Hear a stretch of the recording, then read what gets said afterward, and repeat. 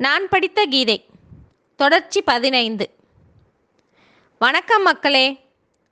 பகவான் ஸ்ரீ கிருஷ்ணர் பிரபஞ்சத்தை பற்றி கூறுகின்றார்.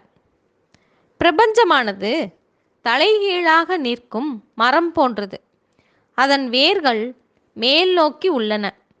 கடவுள் பிரபஞ்சத்திற்கு வேர் போன்றவர். பின்பு அது கீழ் நோக்கி வளர்கிறது. சத்வம், ரஜஸ், தமஸ் குணங்களால் போஷிக்கப்பட்ட அம்மரம் விசாலமாக வளர்கிறது. உலக இன்பங்கள் என்பது அப்பெரிய மரத்தின் கிளைகள், இலைகள் போன்றவை.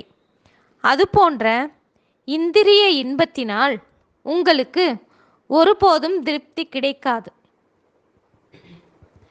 வைராகியம், பற்றின்மை எனும் வாளினால் இக்கிளைகள், இலைகளிலிருந்து உம்மை பிரித்து கொள்ளுங்கள்.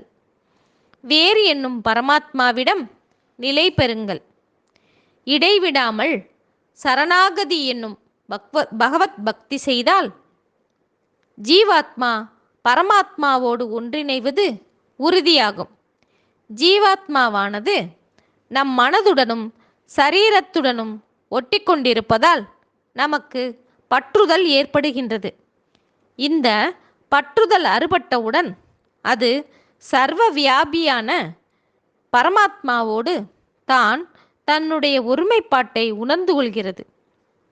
அதாவது சரீரம் அழியக்கூடியது, ஆனால் ஜீவாத்மா அழிவற்றது. அதிலுள்ள தெய்வீகத்தன்மை பகவானுக்குரிய தோற்றமே என உணர்ந்து ஆராதியுங்கள். நாளடைவில் அவரை உணர்ந்து அவருடன் ஒன்றாகி விடுதலை அடைவீர்கள். ஓகே மக்களே, நாளை புதிய செய்தியுடன் சந்திப்போம். நன்றி, வணக்கம்.